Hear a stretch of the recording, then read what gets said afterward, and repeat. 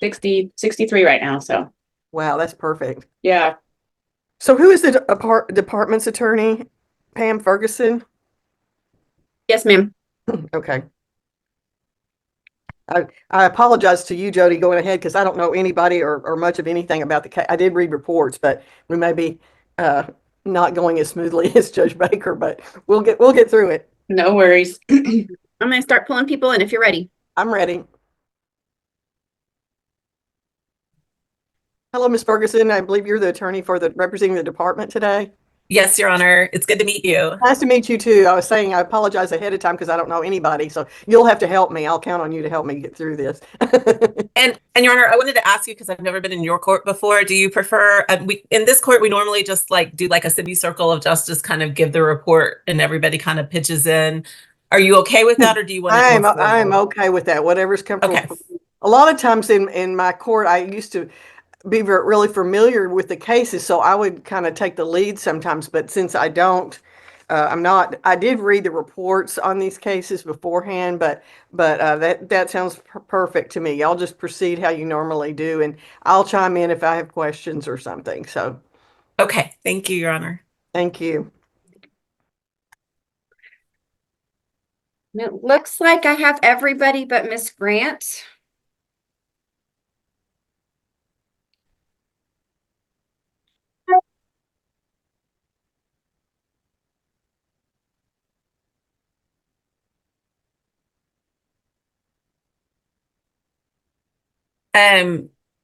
So Miss Grant is the ad litem and also the attorney for mom. His mom used to be a minor, and so Stacy was appointed to do both. So she is, and mom is not probably going to be present because she's incarcerated. So I just want to let the court know if we want to wait a minute for Miss Grant, or the department is ready to proceed. She represents the mother in this case, but the child in the other case. No, she represents the mom in all the. Yeah, right, the mom right, is but now the mom 18. is a child in another case. Yeah. Okay. Yeah, I read. I tried to muddle through that, but yeah, I got that message. So Okay, and I just had an Estella Salinas come in. Is she a party to this? I don't know who she is. Oh, Delinda's. She is placement on the Hicks case this afternoon. Oh, Okay. All right. Let me bring her in and tell her that we're not coming till this afternoon. We're starting. Hold on.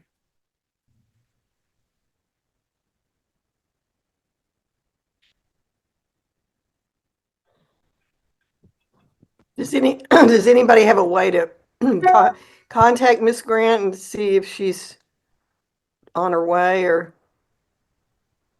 I can text her. Historically, she does a whole bunch of counties, so it's not unusual for her to be conflicted, but I'll text her. Okay, because she's on 3 cases then, right? Yeah.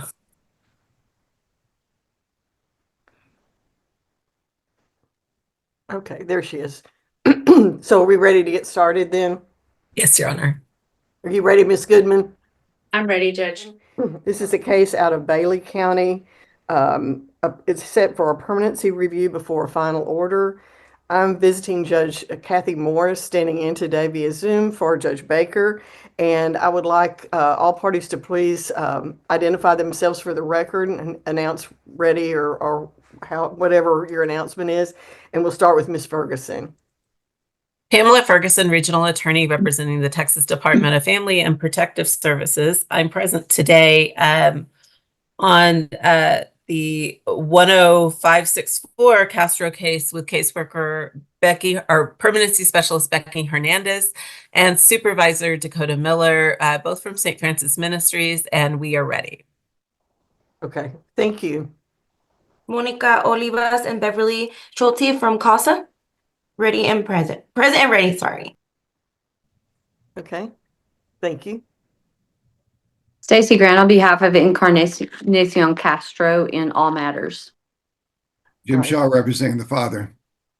Delinda Ebeling ad litem for the child, present and ready. Okay. All right, then before we get started, I'm going to ask everybody who's not an attorney on this call, please raise your right hand. Do you swear or affirm that the testimony given in this case will be the truth, the whole truth, and nothing but the truth? Yes. All right, you may go ahead and proceed, Ms. Ferguson. Thank you, Your Honor. I would ask Becky Hernandez just give the report to the court. I will start off with Eugenia. Well, all three kids are placed in a foster home here in Lubbock. Eugenia, she is 4 years old and she is doing Wait, amazing. let me stop you for just a second.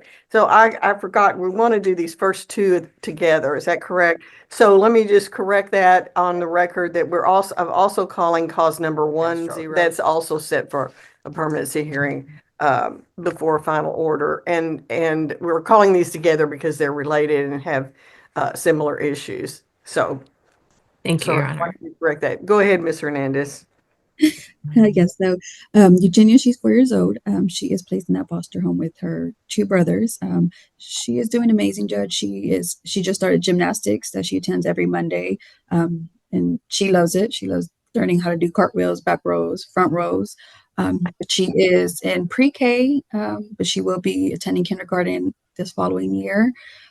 She is right on track with her milestones, eating, sleeping great, no health concerns. And then there's Isabel, he is 3 years old as well. He attends daycare and he is right on track with his milestones, healthy as can be, loves playing with his siblings. And then there's the youngest, Alexander, who is 2 years old. He just recently got discharged from ECI because he is a smart little boy and he met all his milestones right on time. And with him as well, he's healthy, eating and sleeping well, bonding with all his siblings and bonded to the foster family as well. And yeah, they're doing great. And Becky, I would ask you to give a report on your efforts to reach the dad and also how incarcerated and how the mom is doing. Yes, so mom is still in the Lubbock County Jail. I was able to finally speak to her last month, but she just kind of wanted an update on the well-beings of her children. She did notify me that her criminal attorney told her not to communicate with CPS anymore. So she won't get on her phone calls sometimes or just won't speak about that case specifically. I did send her parenting package to work on, but I don't think she's working on them due to not wanting to speak to CPS. With dad, I've reached out to family members. I've even reached out to the what was that place called that you referred me to, Pam? The consulate. Consulate, yes, to see if they can help me locate Domingo because he left to Guatemala back in 2023 of December, and he hasn't reached back. He hasn't reached out to the department since.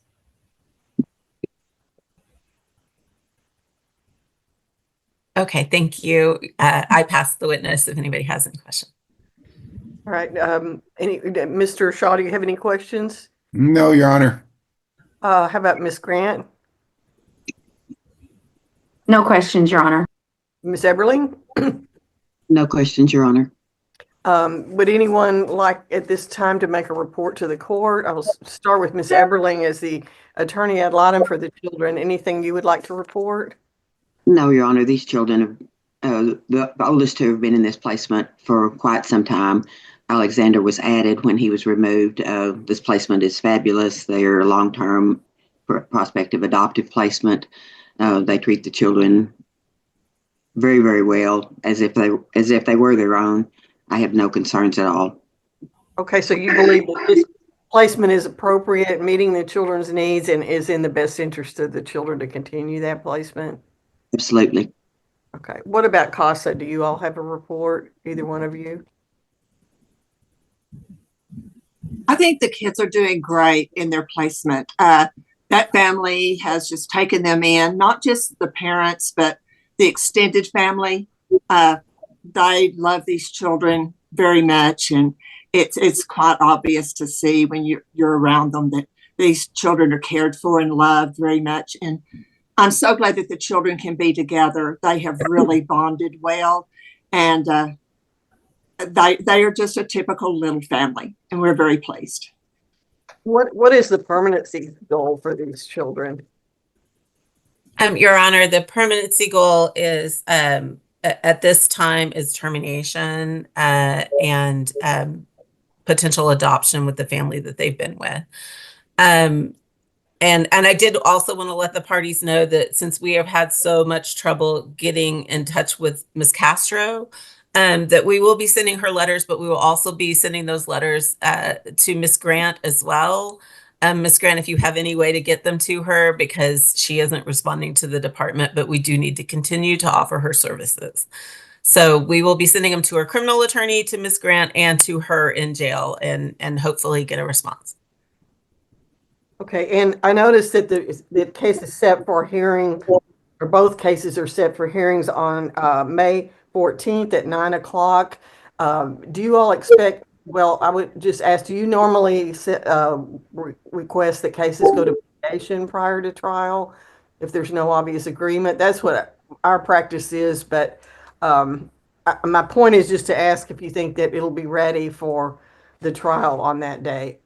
Your Honor, I do believe we'll be ready, and it is the practice in this court to do mediation. However, in this case, I believe that mediation would likely be impossible given the incarceration of one parent and the unknown location of the other parent. Right, okay. Just wanted to request it. Are there any other specific orders that need to be made today that anyone believes need to be, are important to be included today? Your Honor, if communications with Ms. Castro are going to be reduced to writings in the form of letters, her understanding level is going to be questionable, and her ability to read and comprehend information in letters will be questionable unless it's written in, native languages and all of that. Your Honor, she was educated before she was incarcerated, and she was going to school and reading in Spanish. So we will make sure that everything is translated into Spanish and English for her. And that's also why we're sending it to her attorneys. Hopefully they have a way to communicate with her. I don't see another option if she's not wanting to talk with the department other than communication through the attorneys. So, And just for the record, she won't speak to me either. And so communicating those through me will not be an effective way to get those to her. So hopefully her criminal attorney can assist if his advice to her is going to be not to talk to anyone. But I'll reach out to that person as well and see kind of where we could get with it, Your Honor. okay, thank you. That's good. I mean, I think obviously this is a difficult situation, and I think it's appropriate to go through the attorneys, but also directly to to the parent who's incarcerated. And I think all the department can do is continue to make efforts. And in relation to that, I will find that the department has made reasonable efforts to reunify the children in this case by their due diligence in attempting to locate the father and to communicate with the mother in this case. Are there any other issues we need to address? Not that I'm aware of at this time, Your Honor. No, Your Honor. All right, then at this time, the court will find that the current placement of the children is appropriate and in the best interest of the children, and will continue that placement. The court finds it's not in the best interest at this time to return the child to either parent. It's basically impossible. Father's location is unknown, despite best efforts by the department. The mother's incarcerated. So the court will also find that neither parent is in compliance with the plan of service and approve the permanency plan in this case for unrelated adoption after termination of parents' rights. As I said, the case is set for a bench trial, final trial on May 14th at 9 o'clock. That'll, of course, go back to Judge Baker. So are there any other questions or comments at this point? No, Your Honor. I'm glad to see that these kids are at least in a very good situation. That's probably the best, one of the best outcomes we could expect in this case. So, all right, then I guess if there's nothing further, then you all are, everyone is excused. Obviously, if you're on the next case, you can just stay on the Zoom link. This is a permanency review after final order. This case is being heard today by visiting Judge Kathy Morris. This is a case out of Bailey County and Texas, and being heard on behalf of Judge Baker. I'm sorry to interrupt, but Will Rattan has just logged in. Does he need to be let in for this one? Yes, he's the Okay. supervisor on this case. But what case is this? Which one? This is Castro, the mother, Encarnacion. Okay, I won't be in this one. I'll just mute myself. Okay, no problem. And I think, I don't know if Stacy, are you there? We might, Yes. oh, good. Here. Okay. Just want to make sure. And then I Okay, see we're ready, Your Honor. Mr. Rattan. And what is your role in this case, sir? Your Honor, I may have already missed mine. He's the supervisor on this case, Your Honor. Okay. You're good. That's where I was going. Thank Okay. She's a child in this matter. So let's go ahead and have announcements, starting with Ms. Ferguson. Pamela Ferguson, Regional Attorney representing the Texas Department of Family and Protective Services. I'm present and ready with Permanency Specialist Uriah Alvarez and Supervisor Will Rattan, both from St. Francis Ministries, and we are ready, Your Honor. What's the name of the agency? Texas Department of Family and Protective Services. No, I know that one, but the other, St. Francis Ministries. St. Francis. Every region has different, private agencies that are involved in, so I'm not familiar with that one. I thought I misspoke. I used to do insurance defense, and occasionally I say Texas Department of Insurance. Oh, So I wanted to make sure I said it right. No, you said it right. Stacy Brown, on behalf of the mother who's incarcerated, I'm present and ready. My client will not be present. Okay. Thank you. Let's see. I guess that's everybody. Yes. Right. As I said today, this is a permanence review after final order. I believe that she's already 18. She's the child in this case, but she's in a extended jurisdiction, and so we're going to proceed as to that case. So let me ask again, those of you who are not attorneys on the case, to please raise your right hand. Do you swear or affirm that the testimony given in this case will be the truth, the whole truth, and nothing but the truth? I do. Okay. All right. You may go ahead, Ms. Ferguson. Thank you, Your Honor. I would ask Uriah Alvarez to give the report to the court. Yes, ma'am. As we know, Encarnacion is currently incarcerated. Sorry, those two words did not want to come out the correct way together. She is currently incarcerated, so at this time I don't have any face-to-face contact with her. Most services for extended care will not be viable to her until she is released. Excuse me. But I am in communication with her via Smart Inmate, the communication app for inmates. She doesn't want to talk about anything CPS. I believe I understand why at this point. The only thing she wants to talk about is her brother and getting in contact with him. So that has been the majority of what I help her with, and also just giving her someone to talk to.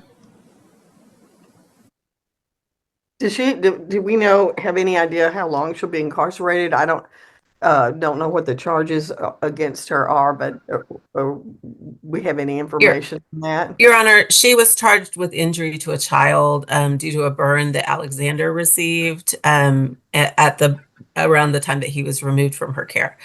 And Okay. she's been incarcerated ever since. It is my understanding that she is set for her first setting for a trial in May. But I don't know if that will actually go in May. Right. But she's pending trial. Okay, thank you. Any questions that anybody else has of Ms. Alvarez? Ms. Grant, do you have any questions for her? No question, Judge. What is the long-term plan for her? I know we talked a little bit about this in the last case, when she was the parent, but I think the issues are different, obviously, when she's the child in this case. And Your Honor, the long-term goals have kind of changed for Encarnacion in this situation due to the new criminal charges. The immigration assistance that she was receiving from the department in order to try to get her emergency status to stay in the United States has had to be abandoned. Her new criminal charges do not allow her to qualify for that status. And so it is very likely that even once she does settle her criminal matter, that she will likely be placed on a ICE detention hold and not released even at that point. So unfortunately, the outlook for this case is not good in regards to her being able to stay in the United States and continue on being in extended care. Oh, that's a shame, but it's obviously out of the control. What is her country of origin? It's Guatemala. Yeah. And so Well, one of the things that we are trying to help her with is maybe to locate family in Guatemala, whatever we can do there. So, okay. Well, it's a very sad case. What about CASA? Do y'all have any suggestions? Does she listen to anything that any of your suggestions as somebody who's not, directly associated with CPS? I do believe that Beverly, our volunteer, we've tried communicating with her in jail. It didn't work out either. I helped translate, and it was just a one-time phone call, but she wouldn't understand what the situation was, and so we couldn't communicate with her anymore from there. It's been a few months. It does seem like the only option here is to try to find some family or even family friends or somebody who'd be willing to be a support for her, perhaps in Guatemala or here in the transition period. So, and Your Honor, just to let the court know, I and the parties, I did make attempts to reach out to her criminal attorney to provide him with all of the documents that we had initiated on her immigration case. Obviously, the department we're conflicted out to go forward on that, but I certainly wanted to make sure that, we got her hooked into whatever resources she needs going forward on that. If her charges, if she were to be acquitted or her charges were to be dismissed or something, then that could be picked back up. But at this moment, I haven't received any response back from her attorney. So do you think that it's something that if that he could help her with, that the same attorney could help her with some sort of immigration issues? No, but he could probably refer her to an immigration attorney that might be able. I mean, I think her criminal issues need to be resolved first before anybody can move forward in that system. But we did file the I-360, which means the application for special immigrant juvenile status. Those findings were made. All of that is preserved. But in order to move, and once you have that felony, if there's a conviction, then that pretty much it precludes anything else. So, well, okay, that's depressing. So this case is set for review August 13th at 9:00. So hopefully by then you'll at least have some information about what's happening with the criminal case, either up or down. And I don't think, it seems to me like the case is stuck until that issue is resolved. And understandably, she didn't want to talk to anybody until that case is resolved. So it just seems like there's no possibility for progress at this point, unfortunately. So, anybody have anything else? Well, that was short and not too sweet, but if there's nothing further on this case, then all parties may be excused. Thank you all. Thank you, Judge. Thank you, Your Honor. thank you, Your Honor. Judge, I'll just remain if it's okay. I have a 10 o'clock with you. That's perfectly fine. We're 30 minutes early, so I don't know how that happened, but I guess we just there weren't too many issues in those first three cases, so that were in dispute anyway. So we'll just hang on until 10 o'clock, unless anybody gets here before then. Your Honor, we do have everybody for the next case, I believe, really? present right now. So Yeah, the 10 o'clock is a review after final also, so we have limited parties in that one as well, Your Honor. Okay. No, I actually did take some notes on these. This case is a case out of Bailey County. It's a permanency review after a final order. Case is being heard today by visiting Judge Morris on behalf of Judge Baker via Zoom. And I think we have all parties here, so we're going to take announcements right now. So we'll start with Ms. Ferguson. Pamela Ferguson, Regional Attorney representing the Texas Department of Family and Protective Services. I'm present and ready with Permanency Specialist Zona Ramsey and Supervisor Dakota Miller from St. Francis Ministries, and we are ready. Stacy Grant on behalf of the child, Tori Albert. I'm present and ready, and my client will not be present today, Your Honor. Okay. Monica Olivas with CASA, present and ready. Great. Thank you, Ms. Olivas. All right. So before we start, let me ask Ms. Ramsey, Ms. Miller, Ms. Olivas to please raise your right hand. Do you swear or affirm that testimony given in this case will be the truth, the whole truth, and nothing but the truth? All right. You may go ahead, Ms. Ferguson. I would call Zona Ramsey to give the report to the court. So Tori is currently placed in a foster home in Gary, Texas. This is her intended permanent placement. They have been wanting to adopt her, which is delightful to hear. She is doing great medically. They have not had any issues with her. She has played basketball. I mean, she's done well with the pets in the home, which have been a previous concern in previous foster placements, but she's done well. They even received a new placement for an infant, and Tori has been monitored with her, and she's doing well with that baby as well. And overall, Tori is just doing fantastic in this home. It seems like we found the right place for her to really thrive and flourish. That's great. And how old is she? She's 12 years old. Okay, that's wonderful. All right, Ms. Grant, do you have any questions for Ms. Ramsey? No, Your Honor, Tori's doing well and actually better than ever expected, and we're very happy with the placement. That's wonderful, wonderful to hear. What, Ms. Olivas, what is CASA's position on this? I'm so happy. Finally, she got a good place to be, and I'm very proud of her. Love the placement. She communicates very well with us. No problems, no concerns. We're all happy with that. Hopefully, she gets adopted soon. And so obviously parental rights have been terminated previously, so she's available for adoption. What is the process? What will be the process next to facilitate the adoption, Ms. Ramsey? So we've received her HESIG back, and I will be sending that to her CPA as soon as I can.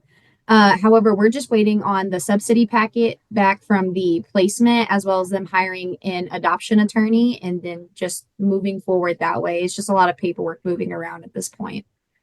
Do you have any idea about what the time frame would be to accomplish all that? I mean, I realize there's a lot to do, but do you have any estimated time frame?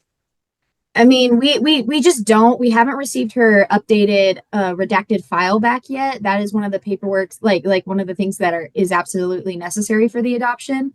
Right. However, once we get that like subsidy paperwork back and we get all the documents from her CPA, which they've been better about communicating with us recently. So once we get all of that back, I mean, it could take anywhere from a month to about 3 months. It just depends when we get that redacted file back and everything.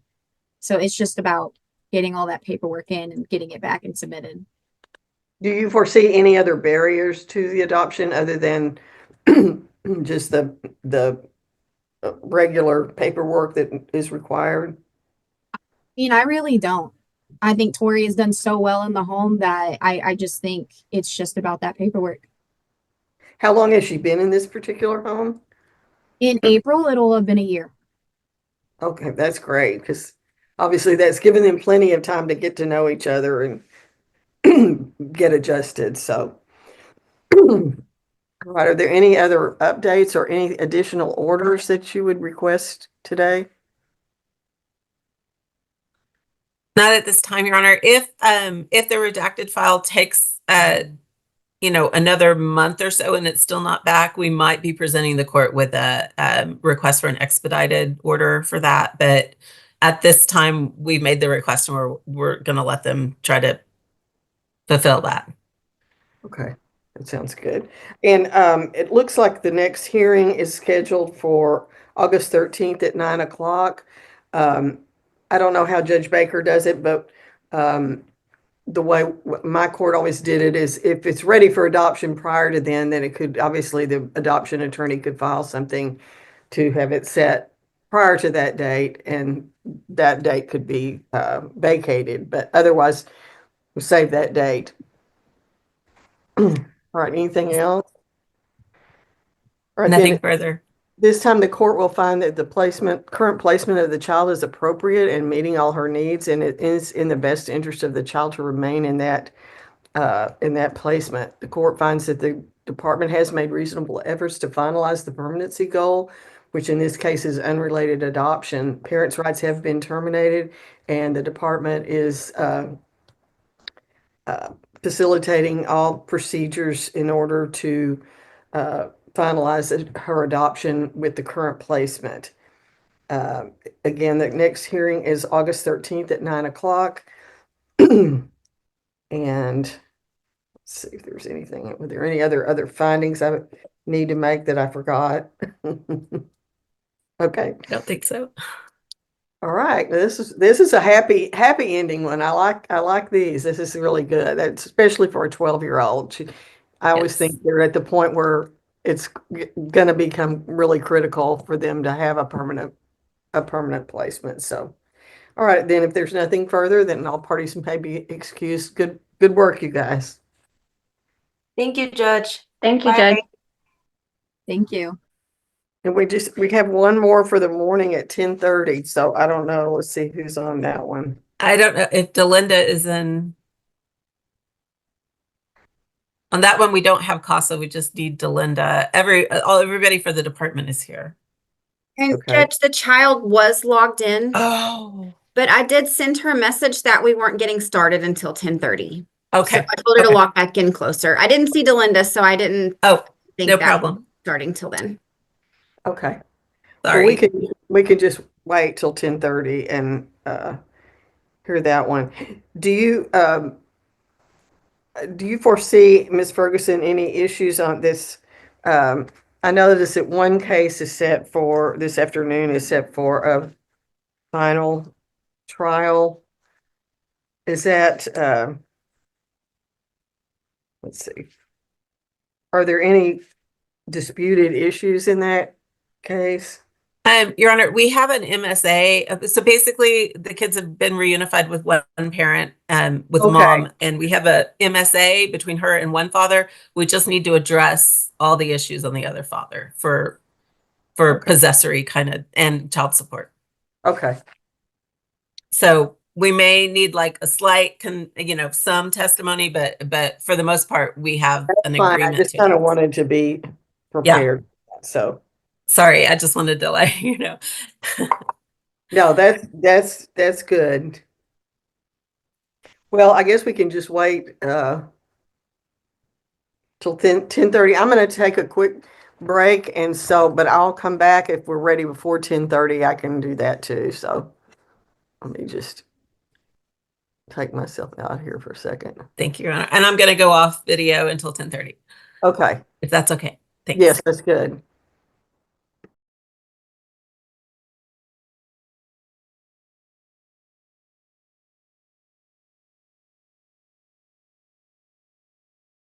I was trying to get it off. Okay, that's good. And I see Miss Ferguson and Miss Eveling and Miss Ramsey and Miss Goodman and Miss Miller and Tony. So is that everybody we're expecting? Yes, Your Honor. I think that's everybody. Okay. Well, then I guess we're ready to go. You ready, Miss Goodman? I'm ready. This is a permanency review after a final order. I'm going to ask everybody to state their names. I've met some of these people now, but I don't really know everybody. So we'll start with Miss Ferguson. Pamela Ferguson, Regional Attorney representing the Texas Department of Family and Protective Services. I'm present and ready with Permanency Specialist Zona Ramsey and Supervisor Dakota Miller, both from St. Francis Ministries. Endeavoring for Tawny. She is present and ready. Right. And Tawny, could you state your name, please? Tawny. I'm glad to have you here today. That's always good to see the faces that we're talking about. So I didn't say this. This is a case out of Bailey County, Texas, being heard today by visiting Judge Morris, standing in for Judge Baker. We are going to proceed for permanency hearing after a final order. Let me ask Tawny and Ms. Ramsey, Ms. Miller, please raise your right hand. You swear or affirm that the testimony you give today will be the truth, the whole truth, and nothing but the truth? Yes. All right, thank you. How do you want to proceed, Ms. Ferguson? Your Honor, I would ask Ms. Ramsey to give a report to the court and then move on to Tawny. All right, thank you. Go ahead, Ms. Ramsey. So this is Tawny. She is 16, about to be 17 in April. She is currently in an RTC at Trails Home. Tawny is actually doing really well. She's working a part-time job. She will be graduating high school a year early in May. Health-wise, she's doing really well, and Tawny is doing really good. She's also doing 2 full-day visits a month with a mentor of hers from a previous placement that she's really close to, and overall Tawny's doing really well. And Your Honor, can I interrupt for just a second? I hate to interrupt my client, but given that Tawny's present, I would ask that maybe we go off YouTube for the protection of the privacy of any issues that she might want to discuss today. I think that's appropriate. I have no problem with that. Can you assist us with that, Ms. Katie? Basically, we had kind of, or I can sign it later, whatever. And I don't know if they're going to show, but we always give them the option, the placement and the child to show up. And okay, sure. I do have a Michael Siebolt. Okay, good. I think that's the relative. Yeah. So it's. Oh, sorry. Go ahead. I don't have Delinda in just yet. Okay. But as soon as she gets here, I will let them in. And I think Coss is on this case too. Yeah, I think I've got Coss in here. Okay, good. So let Coss in. Who's the workers you're going to need? Lindsay LaFave and Heather LaQuay for the Ramsey case. Lindsay. I don't have Lindsay yet. Okay. Let's see, I'm going to go ahead and let the placement in. I've got them on 2 different devices, so it might be 2 different people on under the same name. And Lindsay and Heather may be appearing together. Heather, is Lindsay with you? Yes. Okay. Okay. I've also got a Gage Polk. He is for the Lopez case later on. Okay. Okay. Well, as soon as we get Delinda in, we can get started. I'm visiting Judge Kathy Morris, filling in for Judge Baker via Zoom. And we're here today for a final a permanency review after a final order, but I understand we may have some also some final orders to sign. So let's have announcements, and we'll start with Ms. Ferguson. Pamela Ferguson, Regional Attorney representing the Texas Department of Family and Protective Services. I'm present and ready. Today, I'm present with Permanency Specialist Lindsay LaFave and Supervisor Heather LaQuay from St. Francis Ministries. And we are ready, and we have an announcement. Okay. Why don't you go ahead and give your announcement first, and then we'll move on. Okay. Our announcement is that the parties have signed. The department filed a motion to modify the final order that was issued in this case to transfer managing conservatorship to Michael and Brooke Siebolt. The parties have circulated and all signed off on an agreed order to do that. And we were going to announce that today. And included in that order are that Mr. and Mrs. Siebolt have been advised of all of the rights and duties of a non-parent conservator, and they have accepted that by signing the proposed order. And also that Katie has been advised of all of the benefits of transferring conservatorship that she's eligible for with this transfer of PMC. And she is also aware that she had the choice to age out, and that there were certain benefits that would have occurred had she aged out, but this will end some of those benefits, but that she's aware of the benefits she will still get. Okay. Thank you, Ms. Ferguson.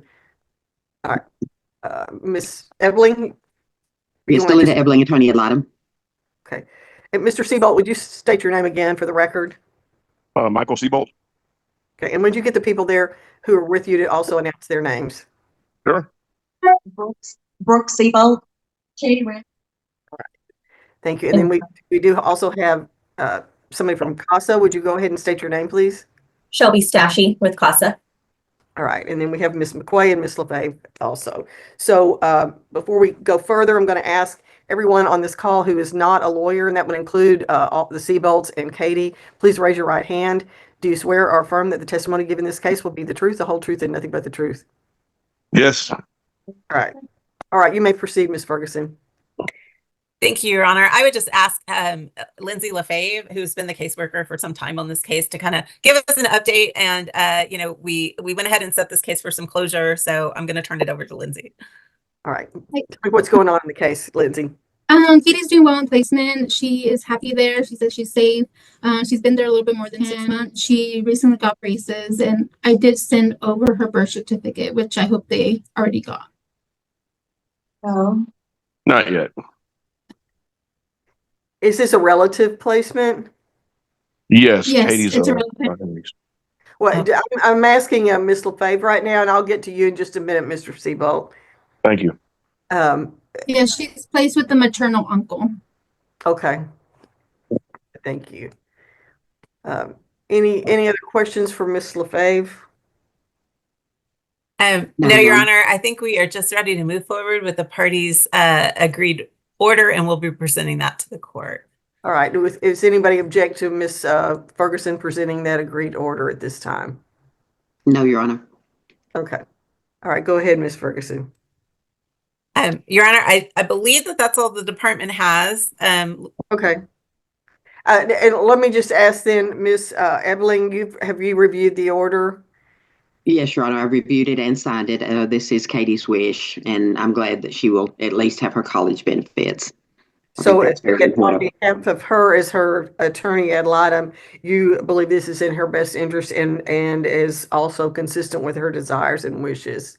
Yes, Your Honor. Okay. And let me ask you, Mr. and Mrs. Seabolt, and you can either both answer or one answer. Do you understand that the department is wanting to transfer custody, basically, of Katie to the two of you? Yes. And is that what your wishes are today? Yes. And you understand, as Ms. Ferguson has explained, there are some benefits that you will receive and some you might not receive based on the transfer of custody. Yes. And you're willing to go forward at this time? Yes. And do you think that's in Katie's best interest? I do. And you believe that's what she wants to do? Absolutely. And Katie, can you answer just a couple questions for me? So everybody's wanting to transfer your custody to Mr. and Ms. Seabolt today. Is that what you would like to see happen? Yes, ma'am. And you understand the benefits that you still would have if that happens? Yes, ma'am. And are you asking the court to do that today? Yes, ma'am. All right. And CASA, are you also in support of this transfer? Yes, we are. The advocate that is on the case is unable to attend today, but she has stated that Katie has expressed to her this is what she wants, and she's talked to the Seabolts, and this is what they're wanting as well. All right. So does anybody else have any questions or anything to add that we haven't talked about before the court enters an order? I understand that Ms. Ferguson has an order that's been prepared. We're not in person, so I'm not able to sign it in person today, but either myself or Judge Baker can sign it at a later date. So I want to just make sure if anybody has any questions, they come forward now before we conclude our hearing. Mr. and Ms. Seabolt, do y'all have any questions? No. I just want to say I haven't been on this case, but this is always a wonderful result. It's kind of almost like an adoption, and every child deserves to have a permanent place to stay and feel like it's their home. And so I feel like all of us are grateful that Katie has a permanent home with you guys, and I think no, just from what I know, that you all are lucky and she's lucky too. So I really wish you all the best and congratulate you for making this happen. And I think I'd also like to just say that the department and St. Francis and the attorneys and CASA, that I appreciate the work on this because it's not easy to resolve these issues sometimes. And so I appreciate the work that everybody's put into this. Anything further? If nothing further, then the court will adopt and approve the agreement as entered into by the parties and will adopt in full the order that's been presented by Ms. Ferguson. The court will name Michael and Brooke Seabolt as the joint managing conservators, permanent conservators of Katie. When that occurs, when those orders are signed, the department will be dismissed from their role as conservator, as well as the attorneys, attorney ad litem, and CASA will all be dismissed from this case. So with that, again, any questions or comments before we conclude? No, Your Honor, thank you. Well, congratulations to you guys. I'm very excited for your new family, and I wish you all the best of luck. Thank you. Thank you. And if nothing further, then all parties may be excused. Thank you, Judge.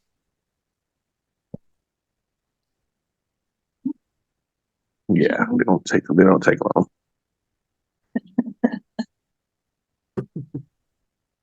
We're here today for a permanency review before a final order in this case. So I'm going to ask everyone to please state your name and give your announcement. We'll start with Ms. Ferguson. Pamela Ferguson, Regional Attorney representing the Texas Department of Family and Protective Services. I'm present and ready with Permanency Specialist Lisa Hooper and Supervisor Dakota Miller, standing in for Supervisor Jasmine DeVroe, all from St. Francis Ministries. Okay, thank you. Savannah Kincaid, I represent Ms. Mata. We're both present and ready. Jim Shaw representing the father, present, ready, Your Honor. Belinda Ebling ad litem, present and ready.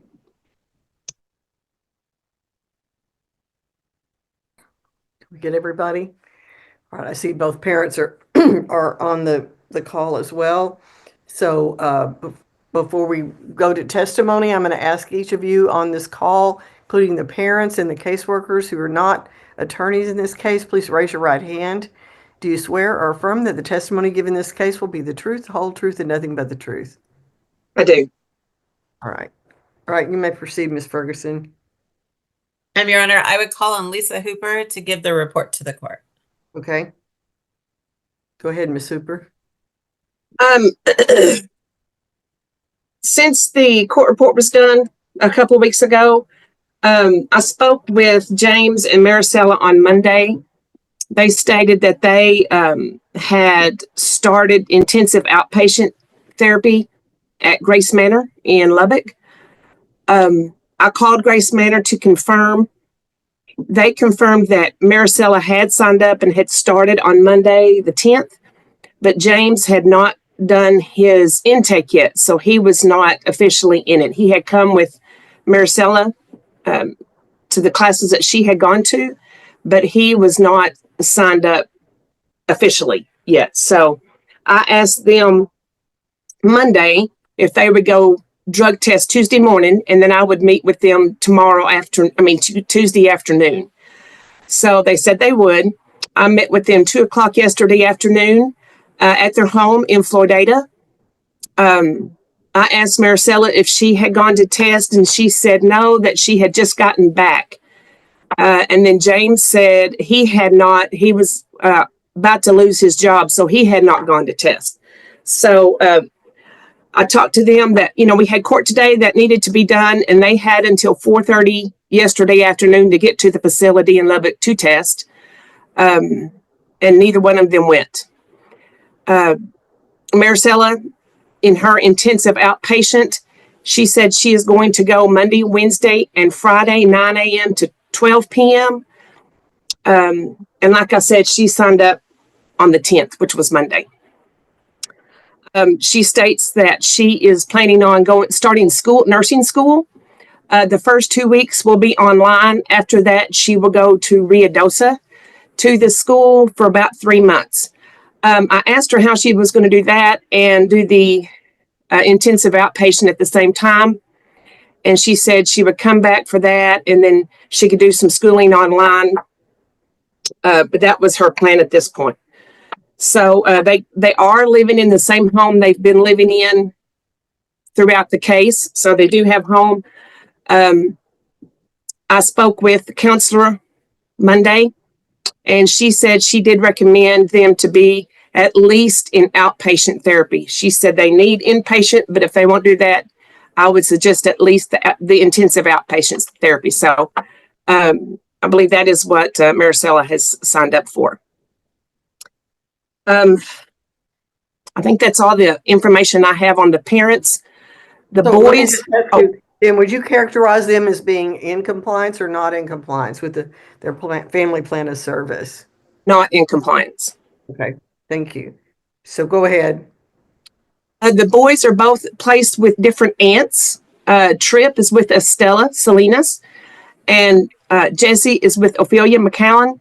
Both boys are doing very well in both of their placements. Trip, I saw him yesterday, and his vocabulary has just gone through the roof. He's talking in sentences. He's you can hear, you can understand him. So he's doing very well. He eats good. He still sleepwalks a little bit, but Estella said that she has put like a baby gate up at her door. And so he doesn't roam all over the house when he is sleepwalking. The doctor has suggested a sleep test. So she's working on getting that appointment made. Allergies a little bit, but they have not had any significant health issues. They are up to date on all of their dental and shots and everything. I know when this case started, Trip, they did blood work and he had lead in his blood, but throughout the whole case, they had his last blood test and there was not any lead reported in his blood. So that's good that has gotten out of his system. Jesse is potty trained. He only wears a pull-up at night, so he's doing awesome. He does great at his little 3-year-old school. They let him go to the little 4-year-old class sometime just so he can see what it's going to be like next year. But they're both doing very, very well. His vocabulary's improved. He's a picky eater. So, but he has not lost weight. He's gained a little bit of weight. So the doctor said he's doing fine. As long as he's not losing weight, the doctor's not concerned. So both of them are doing very well. They have a couple of weekly sibling visits. They get together and play for a little while. And then also on Fridays before the visit with mom and dad, the little boys get together and are able to play a little bit. So they are seeing each other 2-3 times a week. So that has improved since the last court hearing. I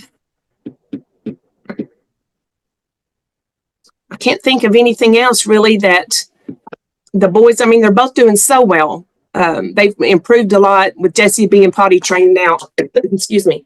So I feel both of them are doing very, very well. What's the department's permanency goal in this case? We staffed a couple weeks ago to flip the permanency on these. We changed it to relative adoption, concurrent with family reunification. Okay, thank you. Anyone else have additional questions for Ms. Hooper? Ms. Ferguson, did you have any questions? No, and I would just encourage the parents that permanency goal can always be flipped back if they start to make progress, like especially with outpatient treatment. So I do want to encourage them in that. Right, thank you. So Ms. Kincaid, do you have any questions for Ms. Hooper? Yes, Your Honor. Since the permanency report was filed, what progress has Ms. Mata made on her service plan? I would have to check the dates of any counseling dates.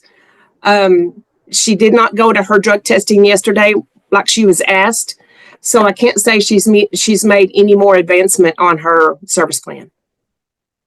Okay. Is she attending individual counseling? She is. Her and James both are. I don't have the last date. Let me see if I have it in my court report. The last court report, I have the February 4th, but I think they have been since then. I don't have the date of when the last one they went to. But that's the last date that I have that they went. Okay. But they are attending individual counseling. Yes. Okay. Has she maintained contact with you? Yes. Is their housing safe and appropriate? Yes. Do you know if Miss Mott is working? She is not. She told me she was going to go to nursing school. Okay. In the past, she did have employment, though. Is that correct? Yes. Okay. Does she allow you access to the home? Yes. Has she been attending her visits as as they're scheduled? With the boys? Yes. Yes. Okay. And has she completed her psychological evaluation? Yes. And she's completed her parenting classes? Is that correct?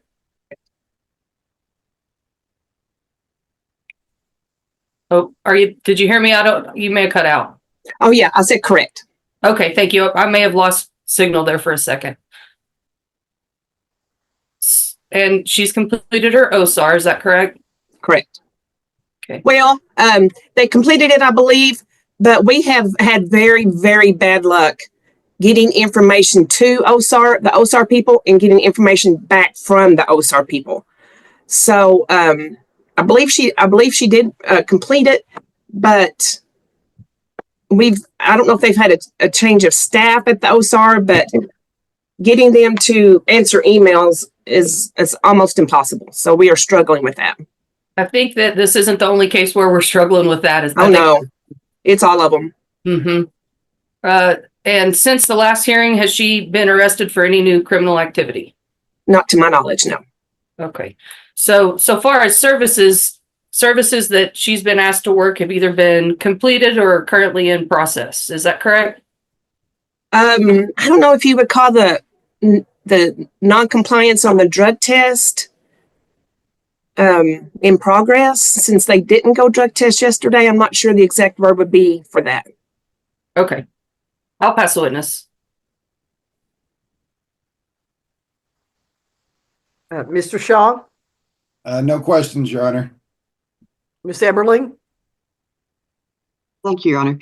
Ms. Hooper, the only thing I would bring up is Ms. Salinas reported to me that Tripp was having a lot of anger issues, and I wondered if y'all had discussed that and if you might be able to refer him for some play therapy. And I don't know if that might be something that would benefit Jesse as well. Yes, Estella and I spoke about that yesterday. She told me that she had spoken with Medicaid and they were going to refer her to some counselors. I do know one in Lubbock that does play therapy. Obviously, I'm sure there's more, but I do know I have one for another client that does play therapy. I think he would have to be transported to Lubbock for that. I mean, I'm not saying it can't be, but that would be an issue I could discuss with Estella.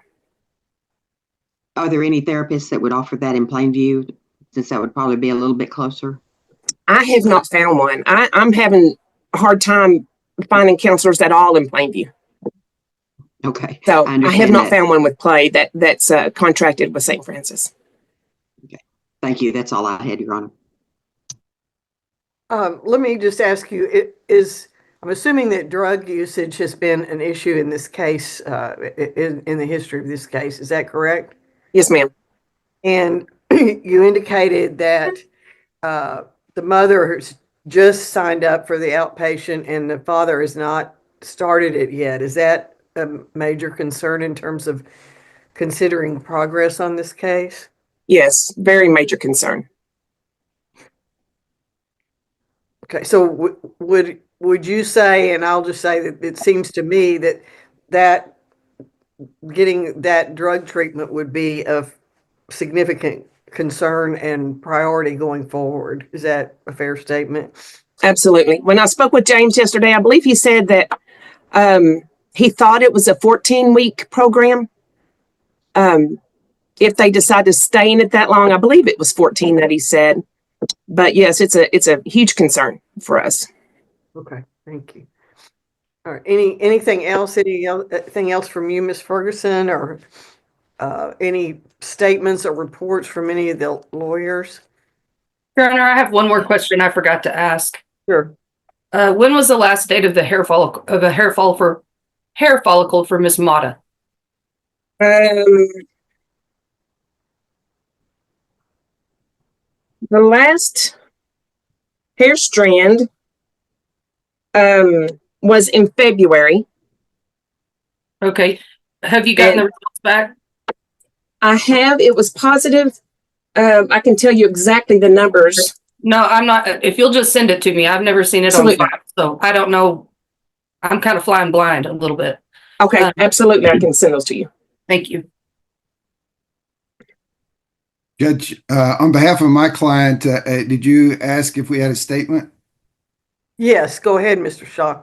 Well, as far as the reports indicated that he has maintained his home, he's currently working. He's complying with, he's been meeting with the permanency specialist. He's attending his visits, as testified there in their counseling.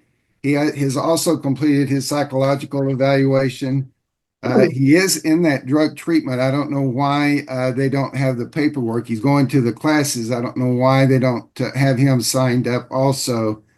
As far as the drug testing, from the report, it has consistently gone down as far as the hair strands are concerned. And on the 2/6, he had a clean UA. I don't know what the issue was yesterday, but he has indicated that they would, if the court would allow them to have a 24-hour notice when they go to the drug test, that allows them to drive from Florida and make arrangements to get there and get back if that's possible. All right, thank you, Mr. Shaw. Ms. Kincaid, do you have any kind of a statement you'd like to make? Yes, briefly, Your Honor. Most of it was testified to by Ms. Hooper, so I don't need to cover those bases again. But yes, it's correct that Ms. Mata has started outpatient treatment. In addition, there was a home study recently, or well, it was approved back in December, and you may want to wait and allow Judge Baker to make a determination on that. But I did want to bring that to everyone's attention that we do have an approved home study to potentially place the children together or to place Trip with that placement. And that may be, you may not want to go into that today. Okay, I'll address that in a minute, but thank you, Ms. Kincaid. Ms. Eberling, do you have a report to the court or statement? I don't have anything to add. I'm sorry, I don't have anything to add to what Ms. Hooper reported, other than the kids are doing well in their placements, and I'm glad that they get to see each other as often as they do. So I don't have any concerns. Okay. Ms. Ferguson, how's this department want to go forward today? Your Honor, on the placement issue, I wasn't aware that anybody was asking for placement. Nobody has filed a motion. Typically, we file a motion and set a hearing on it. So I wasn't actually prepared with witnesses on that issue today. Okay. Anything else that we need to address? Nothing else, Your Honor, at this time. Okay, I'm going to hold off on that home study, and I don't know what y'all's procedures are here, and I'm going to let Judge Baker handle that, and you know, you can handle that the same way that you'll normally do those requests for placements. I think that, in my opinion, when you change a placement, you don't want to change it just without having some time and consideration as to whether that's going to be beneficial long term. So I'm going to hold off on that request. I will find that neither parent is in compliance with the plan of service at this time. Basically, it seems to me that the issue, the drug issue, has yet to be resolved, and that neither parent has successfully completed a drug treatment program, and there's continue to be some either positive drug tests or failure to comply with drug tests. And that's a major concern. And what I will tell you, and I used to tell people this, is you can do every other service, but if you're continuing to use drugs, then you're not going to be considered safe to have your children placed with you. So that's got, I mean, and I commend you for the other work that you're doing. That's hard, and that's really good that you all are doing, that you've done the psychological, the parenting. Those are really, really important. And so I commend you for doing that. However, we've got to make sure that the children will be in a safe situation, and that means being drug free. And I need both of you to understand that your rights are still being subject to being restricted or even terminated. Do both parents understand that? I could just nod. Okay. But as Ms. Ferguson said, if you can get that drug treatment and get going with that, I think that, you know, this can be turned around and we can be looking at family reunification, which is always the goal in these cases. I will continue the children in their current placements for now, and find that those placements are in the best interest of the children. It is not in the best interest of the children to be returned to their parents today because they're still continuing safety issues. As of now, we're set for final trial on June 9th at 1 o'clock. And that's why I make that statement about the drug use, because that's not very long away. And so you're running out of time to accomplish these things. So I can't stress enough that the urgency of getting into these programs and being able to, because with drug use, as you all know, it's a long-term issue, and you've got to have some time in order to indicate that this is something that you've got under control. Is this a case that would be appropriate to order to mediation? Do y'all think, or? Your Honor, absolutely. I think though that I don't know if we have a permanency hearing before the final. I guess we don't. Let's see. Let me look again here. Because I do think that maybe we need to get a little closer to the final and see what progress gets made on the outpatient treatment issue. Right. It looks like the dismissal date is in June also, and then the trial date is in June. So perhaps it's something that you could request a special setting with Judge Baker, or an additional meeting, a more informal meeting or something to look at the progress on that drug treatment. Yes, I'll send a follow-up with Judge Baker and the parties about getting mediation set up prior to June. Okay. All right. Anything from anybody else then? Well, I really encourage the parents. I'm glad that you're here today and that you're hearing what the concerns are in this case, and also what your accomplishments are. So I don't take those lightly, and I think you should continue to work on that. I think it's fortunate that the children are with family members and they seem to be being well cared for. So that's also a positive. So at this time, if nothing further, then all parties are excused, and I wish you all the best of luck. This case is set today for a status hearing, and I'm going to, well, I'll just say this is a case out of Floyd County, being heard today by visiting Judge Morris on behalf of Judge Baker via Zoom. So let's go ahead and find out who's here, and we'll start with Ms. Ferguson. Pamela Ferguson, Regional Attorney representing the Texas Department of Family and Protective Services. I'm present and ready with Permanency Specialist Gage Polk and Supervisor Dakota Miller, standing in for Supervisor Jasmine DeVroe, all from St. Francis Ministries. Okay. Go ahead. Jim Shaw representing the father. Okay, go ahead. Thank you, Mr. Shaw. Stacey Grant representing the child. I'm present, ready. Savannah Kincaid. I believe that my client is with Miss Durbin. All right, Ms. Durbin, would you state your name, please, and tell us who's with you?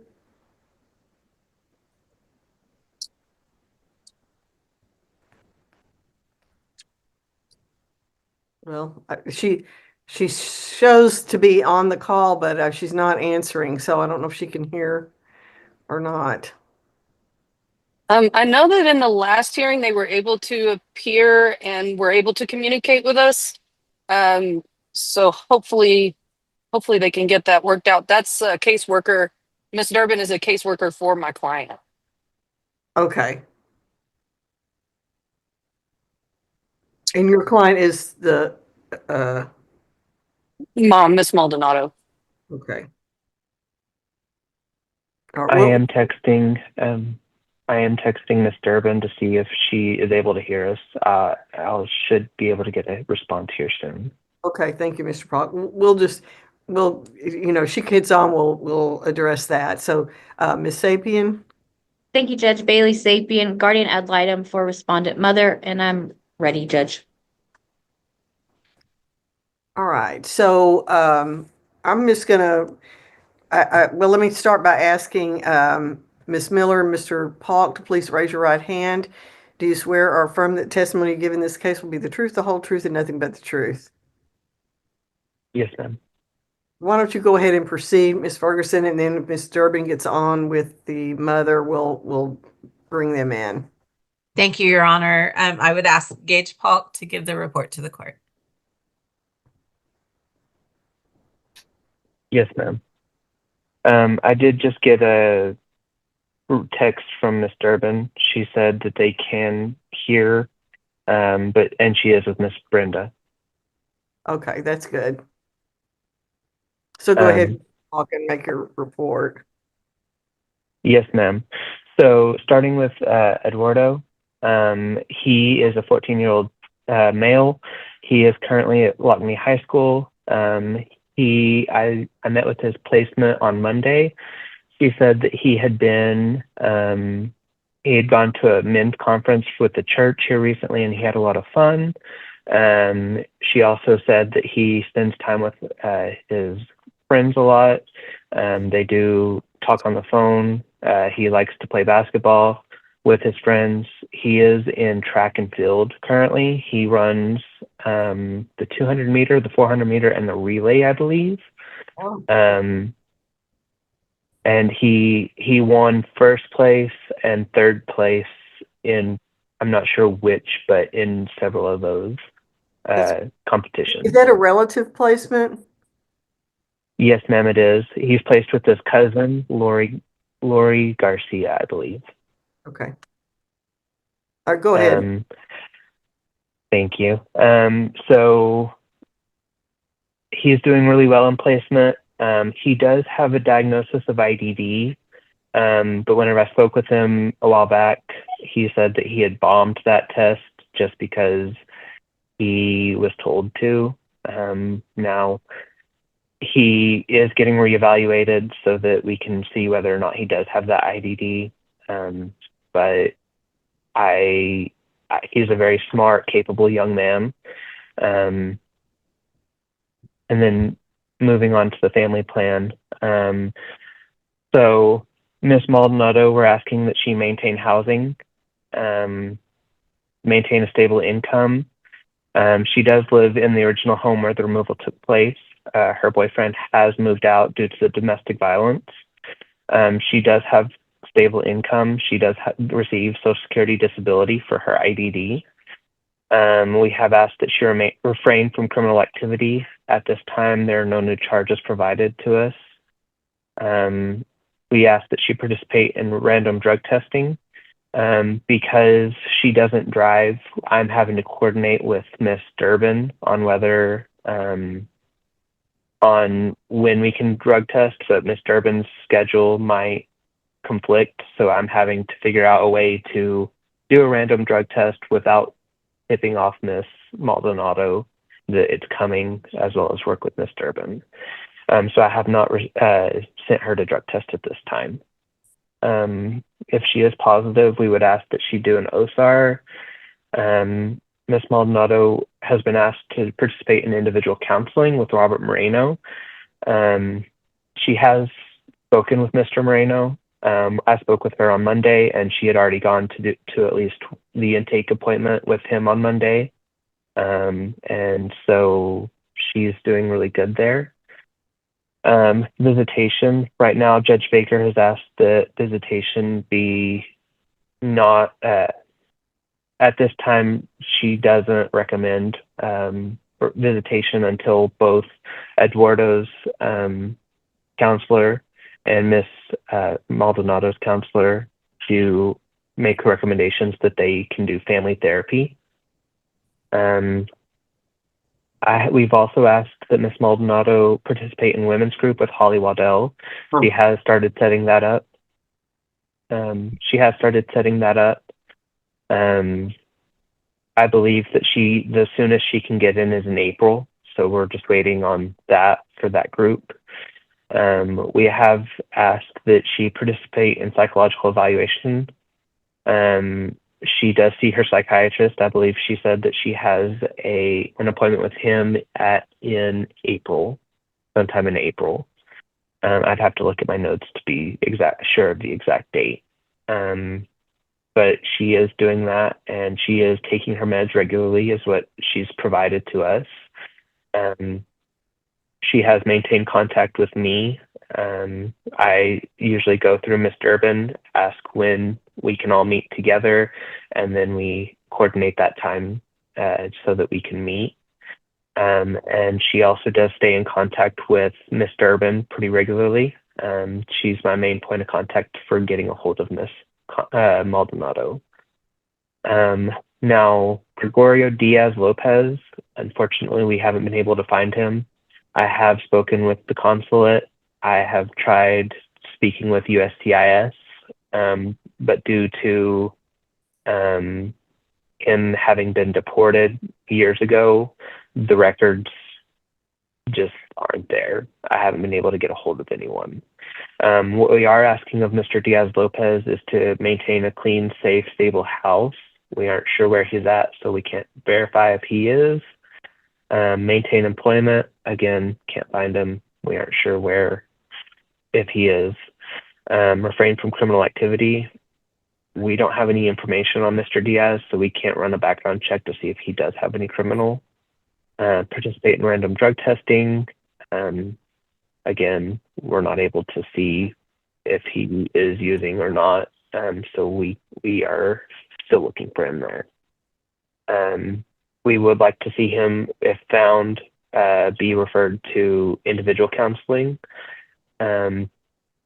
So when he is found, we will recommend that he do that, and then maintain contact with me.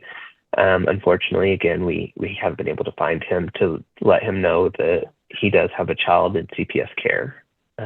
So once we do find him, I'm sure he will stay in contact with me.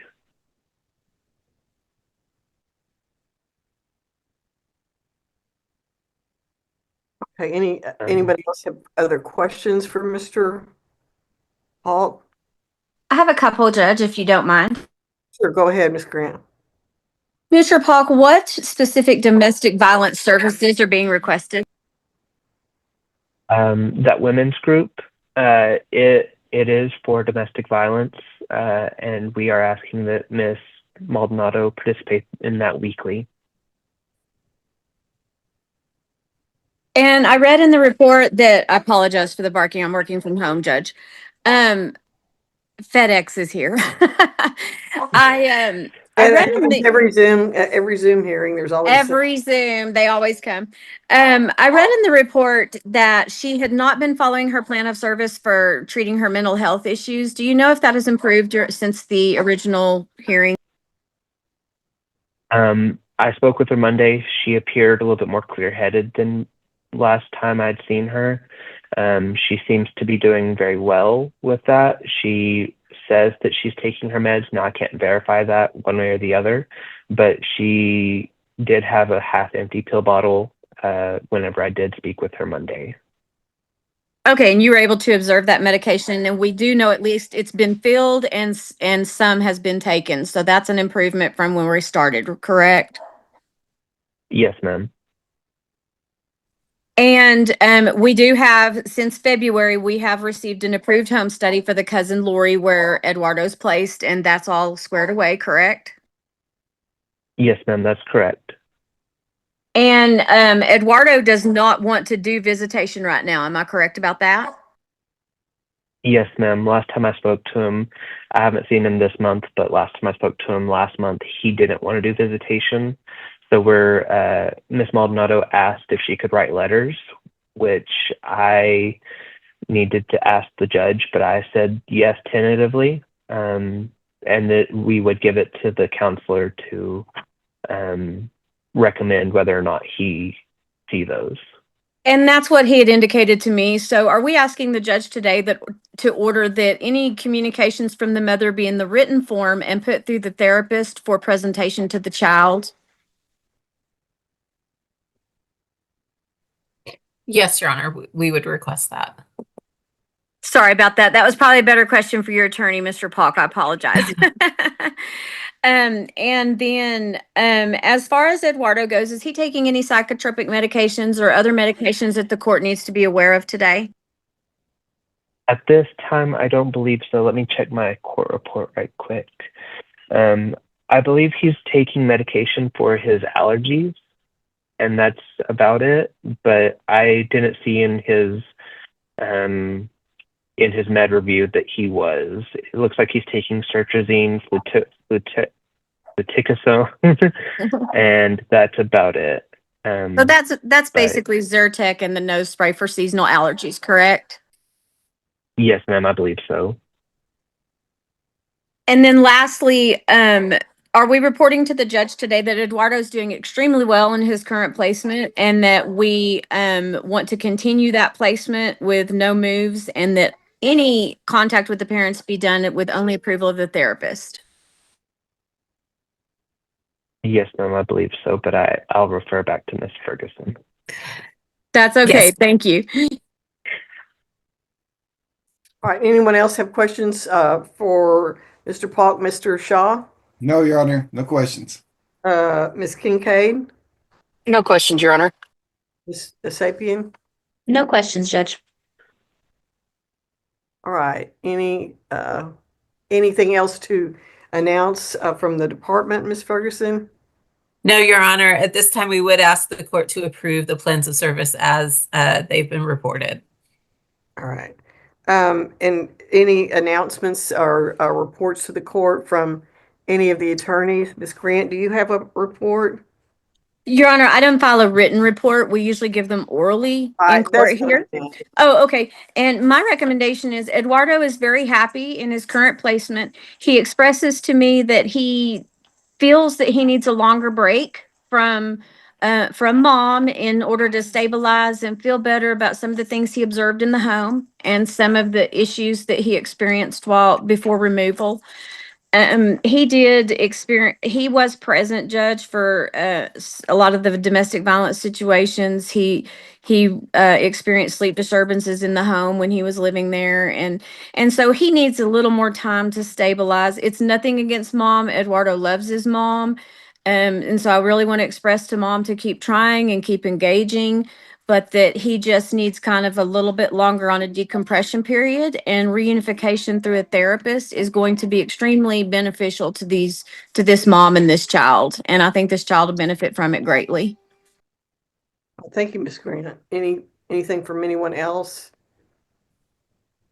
Your Honor, I would just tell the court and also to inform the parties that the department has been working on getting Mr. Diaz Lopez served by publication since he is in Mexico, I believe, and we don't actually know his location. Okay.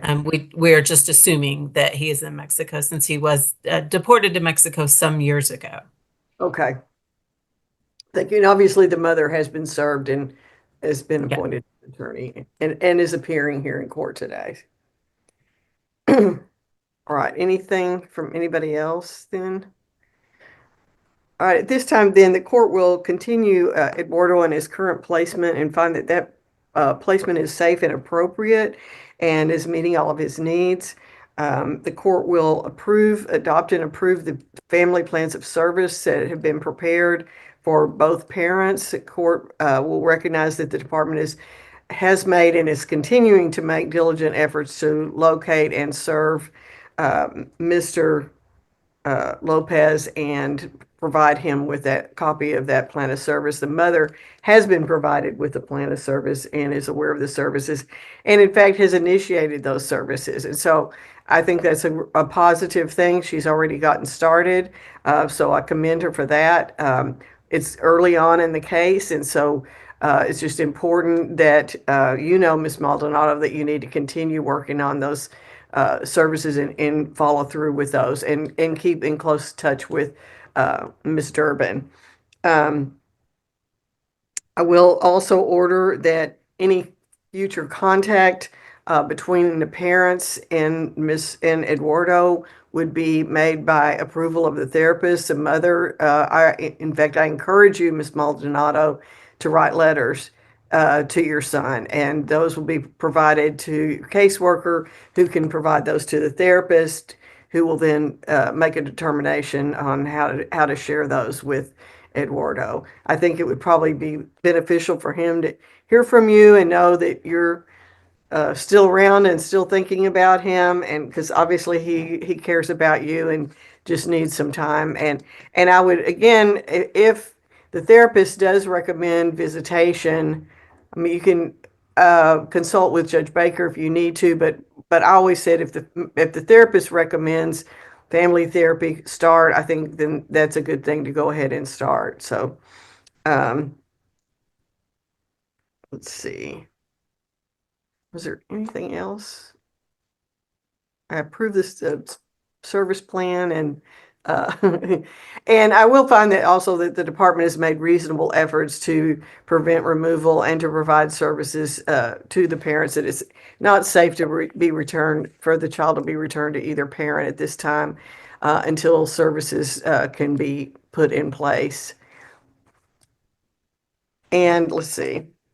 I do need to advise you, Ms. Maldonado, that the state of Texas gives you 1 year in order to demonstrate that you can provide a safe and stable, drug-free, violence-free home for your child. If you're not able to do that, your rights are subject to being restricted or even terminated.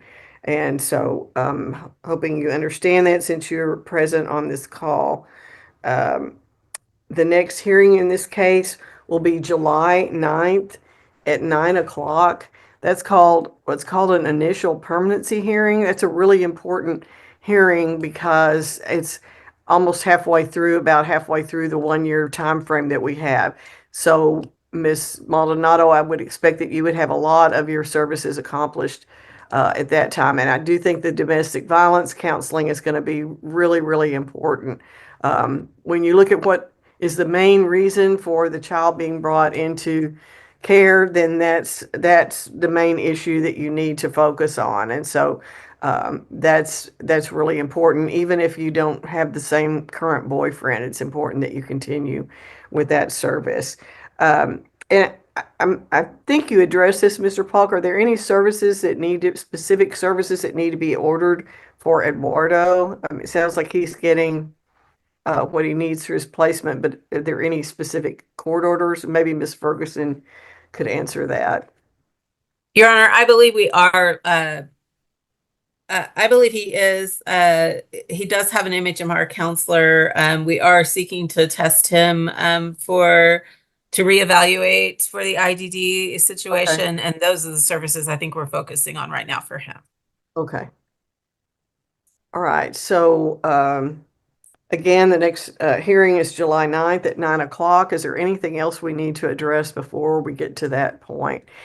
And the other thing I would say to all parties is I think the communication is really important. And so it sounds like Ms. Durbin is keeping in close touch with Ms. Maldonado, and all of you been in touch with your clients as much as you can be.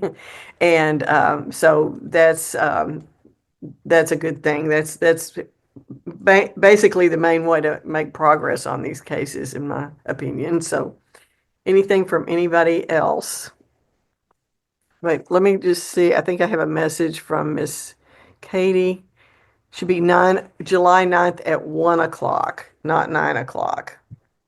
So let me make that correction on the record. I said 9 o'clock, but it should be at 1 o'clock. And obviously those court dockets will be online and accessible to everybody in, I don't know exactly how long before the actual hearing, but those will be accessible online. All right. Anything else from anybody? All right. Well, thank you guys very much. And if nothing further, you may be excused and we're in recess. Thank you, Judge. Thank you, Judge. Thank you, Judge. I have the next one as well, so I'll just remain if that's okay. That's perfect. And that Miss Kincaid's on that one too. And so let's see who else we have. And it's our last hearing. So I'm also there. Miss Sapien is on there and Mr. Barfield, he's the only person I haven't met yet today. We're going to them all. Yeah. I'm very used to having all the same people come to court. And Your Honor, on this case, before we get started, when all the attorneys are here, I would ask to have just a really, really, really brief breakout room with the attorneys. Okay. Yeah, and I understand there is a mediated settlement agreement in this case, but the more you all can work out by agreement, I'm always in favor of that. So hopefully, Yeah. I always like to just check in to make sure we're all on the same page before I make an announcement. Exactly. Things go much more smoothly. Thank you. All right, so is Mr. Barfield the only attorney we're waiting on then? Yes, I believe so. And then we do anticipate at least 2 of the parents will likely get on. Okay. Judge, I do have Mr. Barfield in the waiting room, and I have 2 of the parents. Okay, well, if I don't know exactly how you do this, but you can do it, Miss Katie. But when Mr. Barfield gets on, you could go ahead and place the attorneys in a breakout room if you want to. Okay. And then I also have a Cristobal Salinas. Okay. Yes, he's mine. Okay. All right. I'll sign everybody in. And you just want the attorneys in the breakout room? Yes. Okay. Let me get those open. While they do that, I'm going to put myself on mute and take a quick break, and I'll be right back. All right, I see y'all are back.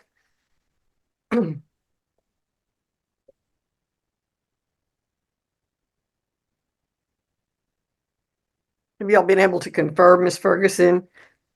Yes, Your Honor. So we will have an announcement for a partial agreement, and then we will need to proceed with a little bit of testimony on some other contested issues.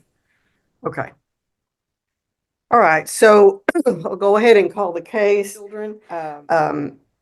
We're here today for a final trial on the merits, set for a bench trial today, March 12th, 2025. This is a case out of Motley County, Texas, being heard today by visiting Judge Morris on behalf of Judge Carrie Baker via Zoom. I would ask that everybody, each party make announcements and identify themselves for the record. So we'll start with Ms. Ferguson. Pamela Ferguson, Regional Attorney representing the Texas Department of Family and Protective Services. I am present and ready with Permanency Specialist Cristobal Salinas and Supervisor Dakota Miller, who is standing in for Supervisor Jasmine DeVroe, all from St. Francis Ministries. And we do have an announcement. All right. We'll get to the announcement in just a minute. Let me see who else is here. Ms. Grant, you want to go ahead? Yes, Stacy Grant on behalf of the children in this case. Brooks Barfield on behalf of Andrew Adcock, and I believe we have a mediated settlement agreement regarding my client. Okay. Bailey Sapien on behalf of respondent mother Hannah Mason.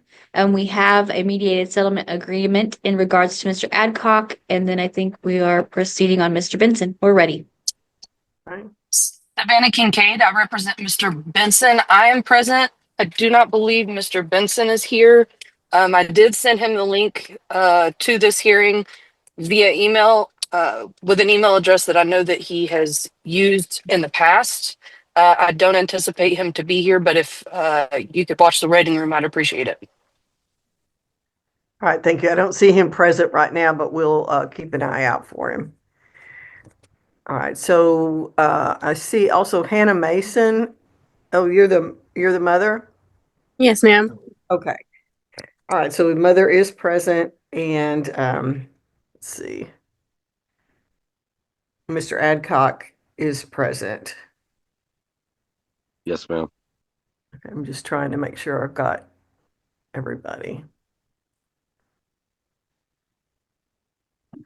All right, so I'll let you go ahead and make your announcement, Ms. Ferguson. Your Honor, I just wanted to announce that we do have a mediated settlement agreement. I'm not sure if you want me to read it onto the record or if we can just present a summary of it. I think if you just present a summary for the record, that's fine. And if we need anything else for clarification, we can add that. Okay. Your Honor, the parties did mediate. They reached an agreement for the department to be dismissed. We are seeking for Hannah Mason to be appointed as, well, we're requesting for her to be appointed as temporary managing conservator of all 4 of the children. Obviously, we need to proceed on some of those issues as to Mr. Benson.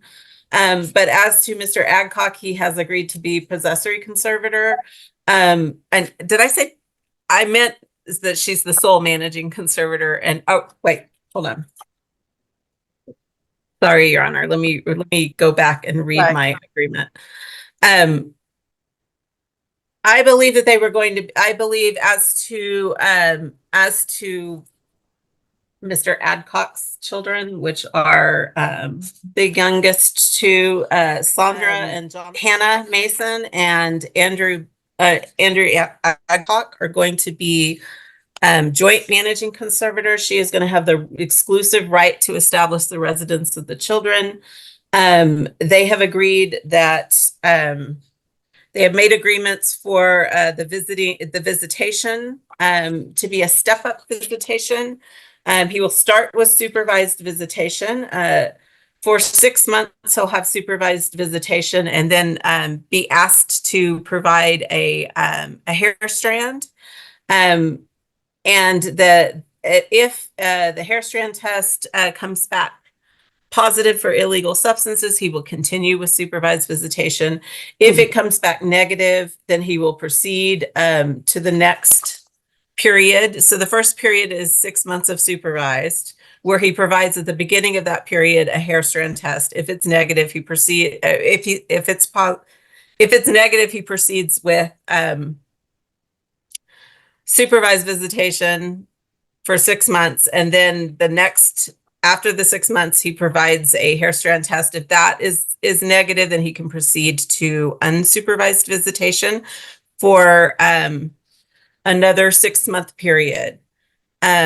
And so at the end of that 6-month period, Hannah Mason will collect 2 hair strand tests. So one at the very beginning and one at the 3-month mark to measure for the full 6 months of that period. And if both of those are continue to be negative, then for any illegal substances, then he can proceed to unsupervised overnights, and then he proceeds after that. And we've worked out all the details, but then he proceeds after that to standard visitation. Okay. So we do have a step up in place for that, as standard visitation as the goal.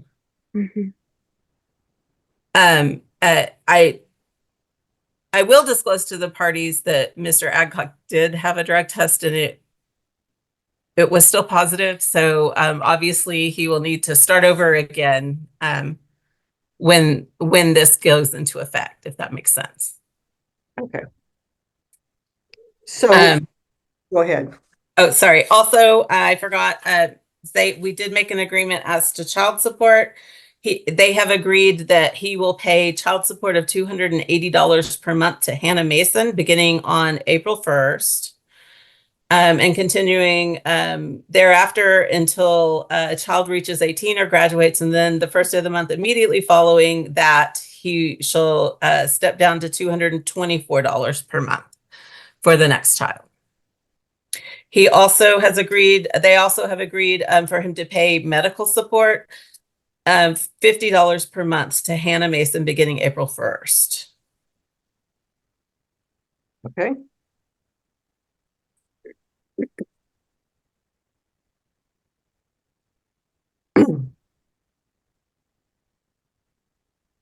Now, is that the substance as to those two parents? That's the summary of their agreement. Right. And then as to Mr. Benson is the father of the youngest child, of the oldest child? The oldest two, Your Honor. The oldest two. Okay, I see. And you have not reached an agreement as to Mr. Benson? We have not, Your Honor. So we do need to put on some testimony as to Mr. Benson and as to those two children. Okay.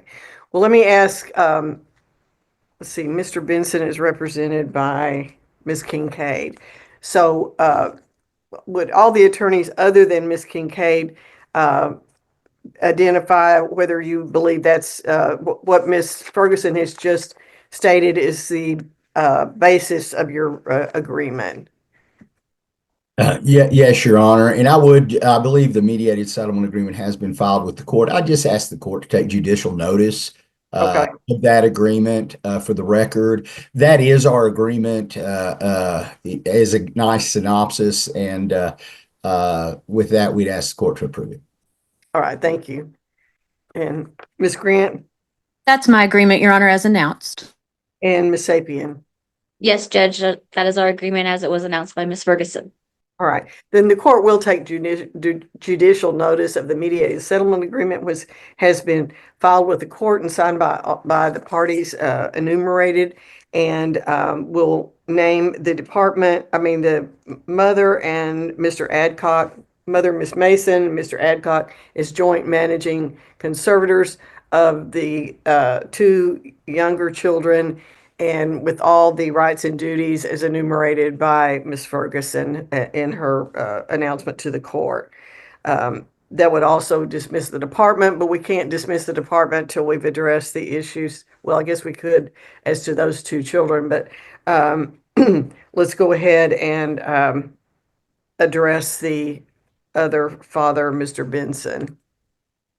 And Your Honor, I'd ask that at this time, if there's no other issues, that my client at his choosing be allowed to leave if he wants to. That was what I was just going to ask if anybody, and so just so the parents know, when this order is finalized, your attorneys will all be dismissed and the department will be dismissed. And so you'll no longer have that representation, and you no longer have any disputes with the department. There'll be no further court orders, court hearings. So Mr. Adcock, if you wish to leave the hearing at this time, you're free to do so. And I wish you the best of luck, sir. And Mr. Barfield, the same as you. You may be dismissed if you like. You're welcome to stay. Either one of you welcome to stay if you choose. Thank you, Your Honor. I'll probably just stay to the end of the hearing, just out of the sake of completeness. Okay. All right. All right. Well, thank you, ma'am. Thank you, Mr. Adcock. Again, good luck to you, sir. Yes, ma'am. You have a good day. Thank you. All right, so that basically addresses all the rights and duties of Miss Mason and Mr. Adcock as to the two children, Jonathan and Sandra. We still have two children, Maddox and Levi, that we need to address. So I'll let you go ahead and address those children, Miss Ferguson. Thank you, Your Honor. I would call Cristobal Salinas. All right, Mr. Salinas, did I swear you all in already? I don't think so. No, Your Honor. Okay. Mr. Salinas, would you raise your right hand? Sure will. Testimony given in this case will be the truth, the whole truth, and nothing but the truth. I do, Your Honor. All right. Go ahead, Mr. Mr. Salinas, state your name for the record. Cristobal Salinas, And how are you employed? employed permanency specialist with St. Francis Ministries. And have you been the permanency specialist for Levi, Maddox, Sandra, and Jonathan? Yes, ma'am. And you've also worked with Hannah Mason and Andrew Adcock and Andrew Benson on this case. Is that correct? That is correct. And you have heard earlier that we discussed that the department has reached an agreement as to Hannah Mason and Andrew Adcock. Is that correct? That is correct. So briefly, can you describe the issues that brought the children into the care of the department and Mr. Benson's role in that? The issue that brought into the department was the substance abuse by Mr. Andrew Adcock and neglectful supervision of Miss Hannah Mason. Okay, and was Mr. Benson around at that time for the children? Yes, ma'am, he was. He was around for the children, Mr. Salinas. No, ma'am. No, he was not around for the children as far as contact, face-to-face contacts or any of such nature. And in fact, for the entirety of this case, has he had any contact with his children? In the beginning, he only had the FaceTime contact for about a month. And after that, he didn't do anything. Your purse. Okay, but he was offered contact throughout the case. Is that correct? That is correct. And did he have contact with you during the case? Yes, ma'am, he did in the beginning. And when was the last time you had contact with him? The last time I had contact with him was around, because we had a local permanency specialist assigned to the case because he lived in a different town away from our jurisdiction. But the last time I had contact was back in October of 2024. Okay. And so that is the last time that you've talked to him about anything on the case, about seeing the children, about working his services, anything? That is correct. Okay. As to Mr. Benson, when this removal was happening, did the department know right away how to contact him? Yes. And did you ask him to take a drug test? Yes, ma'am, I did. And did you get the results of that drug test? Yes, ma'am. And after you received the results of the drug test, were you concerned with placing the children with him? Yes, ma'am. And did you ask him to work services to address drug issues? Yes, ma'am, I did. And did he ever work any services? No, ma'am, he agreed at first, but he never made any attempts to proceed with the services. And where do you believe that he lives now? The last known, he was living in Burkburnett, Texas, up until December of 2024. And then I was notified by a local permanency specialist that he had moved to the state of Oklahoma. And I had made attempts to contact him via email, via text, phone calls, and he has not responded as of today. Do you believe that at least one of the phone numbers that he has that you have for him, he actually does receive information on that phone? Yes, ma'am, he does. It doesn't go, it goes to voicemail, and text messages don't come back unreturned. They do Okay, go through. Yes. So your text messages show that they've been delivered? Yes, ma'am. Okay. And did he appear for the mediation that we had a while back? No, ma'am. And when was the last time you spoke with him about what he wanted to happen in regards to his children? The last time I was basically speaking to him, it was more of an email response that I sent him to let him know that to verify that he had moved. And he responded back that he was not going to work any services. He felt like he didn't need to. As a matter of fact, he said he was willing to relinquish his rights. And that's the last that I heard from him.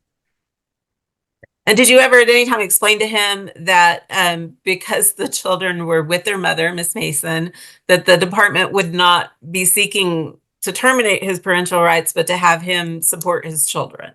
Yes, ma'am. And was that the last, is it fair to say that that's the last time you heard from him? Yes, ma'am. Okay. And would you agree with me that at the beginning of this case in the temporary order, that Mr. Benson was ordered to pay $228.22 per month to Hannah Mason for child support? Yes, ma'am. And would you agree with me that in that same order, he was also ordered to pay $50 in medical support to Hannah Mason at that time as well? Yes, ma'am. And so would you agree with me that that's first, if we don't count this month, because conceivably he could still pay this month, if we count just the months that he hasn't paid, would you agree with me that he owes $1,597.54 in child support to Hannah Mason? Yes, ma'am. And would you agree with me that he owes $350 in medical support to Hannah Mason? Yes, ma'am. And is the department asking that this court order those arrearages to be paid to Hannah Mason? Yes, ma'am. Do you know about Mr. Benson's living arrangements? He lives with his wife and 2 children. Are the children his children? Yes, ma'am. There's just children. Okay. So, do you know if he's employed? When I received this email, he said he had lost his job. That's what caused him to move to the state of Oklahoma. And I have not had any verification if he's currently employed. But what did he do for work before he went to Oklahoma? He did contract work. He would mow yards or any type of labor throughout the day to get paid. Okay.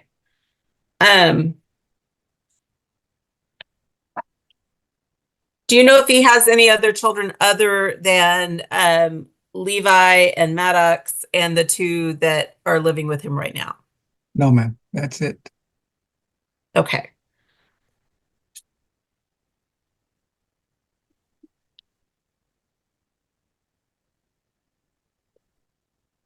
And is it fair to say, did he ever work any services in this case other than take a drug test? One of the services he worked was a psychological evaluation. That's the only thing he completed with me. Besides that, and no other services were completed. Okay. So do you have any okay, let me rephrase that. Let's see. When it comes to Levi and Maddox, how are they doing in their mom's home? They are thriving. They're happy, content. They're doing great. They do good at home. They're doing good at school. I have not had any reports from the principal of any disciplinary issues. My mom's doing a great job with them. Do you have every reason to believe that it is in their best interest to stay in their mom's care? Yes, ma'am. And in fact, at any time, has Mr. Benson ever asked about their welfare or made any attempts to No, care ma'am. for them, send them gifts, cards, letters throughout this case? None whatsoever. Okay. So when it comes to his contact with those 2 children, what do you know about his contact even prior to this case beginning with his 2 children? He had not seen them in a while. I think he had mentioned to me at one time he hadn't seen them in 3 years. So that's when the first initial contact I had with him. And in fact, was that one of the reasons the department asked him to go to counseling so that he could then transfer into family counseling to improve his relationship with his children? Yes, ma'am. And did he work any services towards establishing relationship with his children? No, ma'am. At this time, would you ask that any contact that he have with the children be supervised? Yes, ma'am.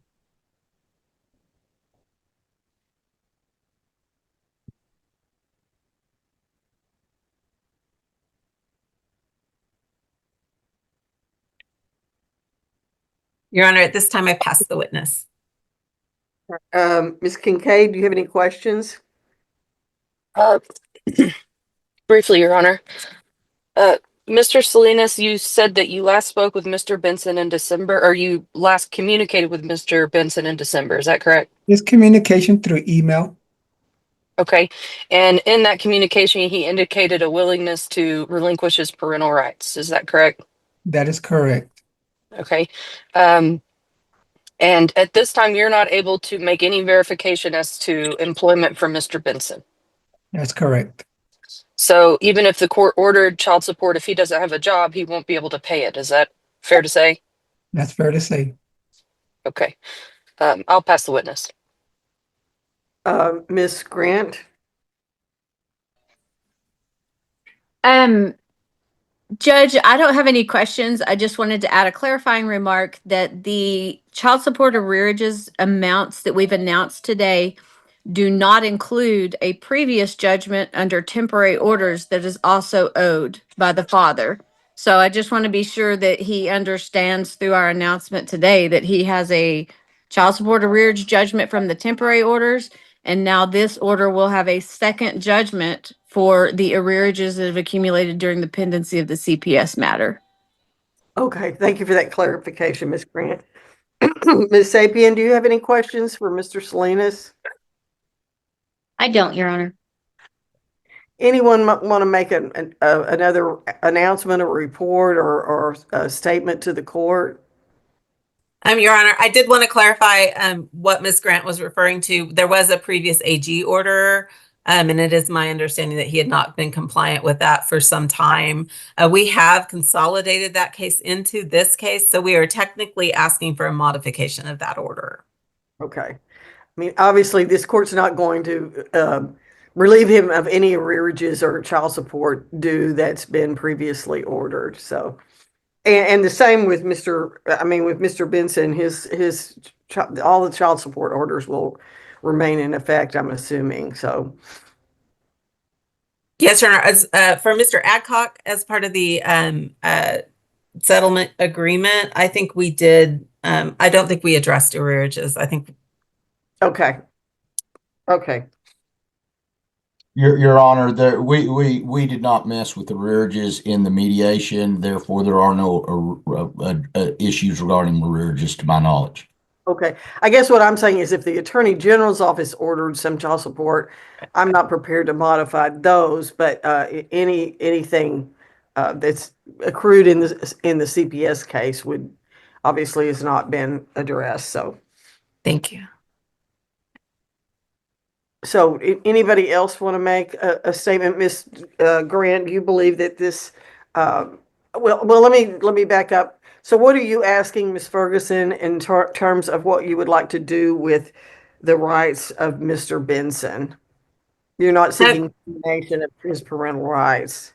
No, Your Honor, we are seeking him to be ordered to pay support for the children, but we are asking to, based on his very limited participation in services and his lack of contact with the children, we are asking that his contact with the children, his visitation be limited to supervised visitation. Okay, and so you would want him to be named a possessory conservator with no right of access, or limited rights of access, Your Honor. And those, what I would assume about that is that means any access he would have in the future would need to be coordinated and controlled by Ms. Mason. She would be the person who's going to have to figure that out if that becomes an issue in the future. Yes, Your Honor. And it is my understanding that the order from the AG's office left it that way prior to the department getting involved with the family. Okay. All right. Thank you. All right. And Your Honor, briefly, if I may, I've had sparse contact with Mr. Benson. There's no way that I could confirm if he is employed or where he is actually living. But my last communication with him, his wish was to relinquish his parental rights. But I really can't confirm anything more recently than, our mediation. Okay. Thank you, Ms. Kincaid. I mean, I think just naming him a possessory conservator with, basically limited rights is short of terminating his rights. And so that would be somewhat consistent with what his desires were. At least I guess what I'm saying, he's not contesting or requesting custody of his children or increased access or anything like that. So, all right. So anything that anybody else would like to add? Your Honor, I just want to put on the record my recommendation that termination of his parental rights is not in the best interest of the child at this time, as his support of his child and is important to the success of the child. And secondly, it leaves the door open, should he ever change his mind, that perhaps he could get involved with this child's life through a therapist or in some beneficial way, other than just to walk in and out. But the order leaving it up to the mother is sufficient in this case to protect the child, in that the mother could demand therapeutic visitation if she so chose. So I think that it's not in the child's best interest to release him from his parental duties at this time. Okay, thank you for that, Ms. Grant. All right, anything else before I enter a ruling as to Mr. Benson? So at this time, the court will find that there's sufficient evidence to name Mr. Benson as a possessory conservator with no enumerated rights other than limited right of access to be determined by Ms. Mason, which would be required to be supervised in the beginning. And so any other orders pertaining to Mr. Benson that have been put in place by an attorney general's office or otherwise would remain in effect. So the order would name Ms. Mason as the sole managing conservator of the two children, Maddox and Levi, and dismiss the department from their conservatorship of all four children. I will say that Ms. Mason, it's pretty impressive that you've done a great job. You've got four little kids and you've managed to be reunified with them. And I understand the children have been placed with you as court ordered and have been doing well. So that's just great. And do you understand that if Mr. Benson comes back around and starts requesting visits, then it'll be up to you to make that determination? You can request him to go to family therapy or have the visit supervised by a person that you think would be appropriate. Do you understand that? Yes, ma'am, I do.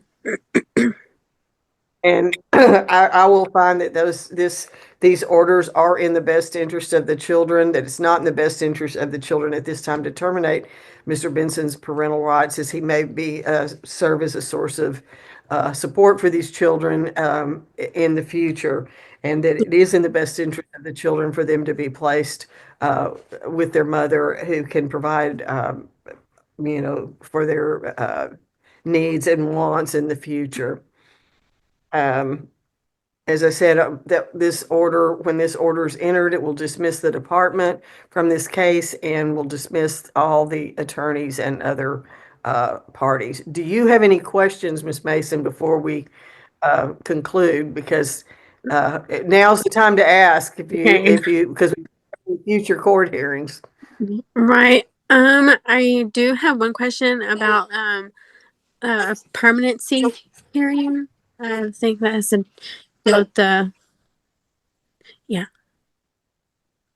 Well, we won't have any future hearings in this case, if that's what you're asking. This will be the final hearing, and there's an order that will be circulated and signed by the parties, and so I will say that the attorney should stay in contact with their clients until that order is entered, so that if you have any, you need to get a copy of that order so that you have it in possession, so that if any issues come up, either dealing with Mr. Adcock or Mr. Benson, you can show that to a judge or to the police or whoever you needed to show what your rights are. There's a lot of things that are complicated and listed in detail. Right. So it's really important for you to have that that order. And so I will expect that Miss Kincaid will make sure that, I'm sorry, Miss Sapien will make sure that she gets that order to you. Okay? And it may take a little bit to get it circulated and get it signed by the judge. So, but you should be getting it, before too long. But that's a good question. But you don't have to come back to court anymore. Okay. Congratulations to you. Thank you. Thank you so much. All right. And I'm sure your kids are happy to be with you. So, Oh, yes, they are. anything from anybody else? Your Honor, I just have a question. So your order is that his child support will revert back to the previous Attorney General's office order from 2021. I believe that's what you all were expecting, correct? Because I guess if there was child support order during the CPS case, that no longer applies. Is that what you're saying? Yeah, yes, sir. Well, we were going to ask for child support to going forward. But if you want to, if we're reverting back to what the AG's office has already done, we did order child support in this case temporarily starting in August of 2024. So we were going to ask for the arrearages from that he owes to Miss Mason. Sure. I think what you said, it sounds like the appropriate way to do it. However y'all think is the best way to do it. Okay. I just think normally if the AG's already got an order in there, then that's a good way to go. But obviously he should pay the arrearages from the CPS case too. So. Okay. That makes sense. So the monthly amount, Judge, that he's going to pay going forward will be based on the final orders from the previous case, and the temporary amount we had under the CPS case will be void at this point, correct? Correct. I believe Thank you, Judge. Thank you. Thank you. And Judge, since you've ruled from the bench today, can we assume that the de novo time period has started ticking? Yes. And the orders will go into effect as of today. So as of today, you're the custodian of these children, Miss Mason. Okay. But it may take a while to get it ministerially entered.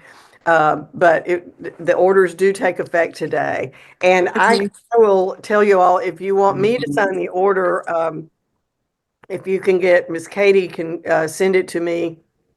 If she does it in PDF form, I can sign electronically and get it back to you all very quickly.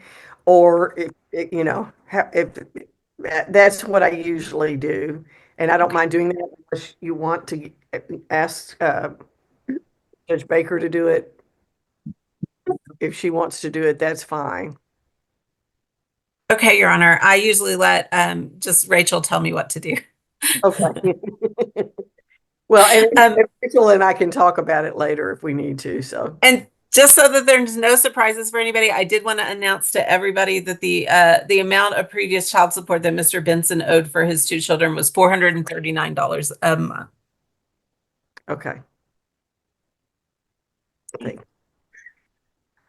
Well, it sounds like you all have done a great job in this case, and this concludes my day here today. But I think that I'm impressed with all the work that all of you have done, and you've got some good, capable people here in this part of the world, and you made it pretty easy for me today. So I appreciate it.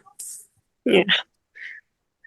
So if there's nothing further, we're excused for the day. I would ask Miss Katie to stay on the line for just a second after we conclude, but anything from anybody else, this is your last chance. No.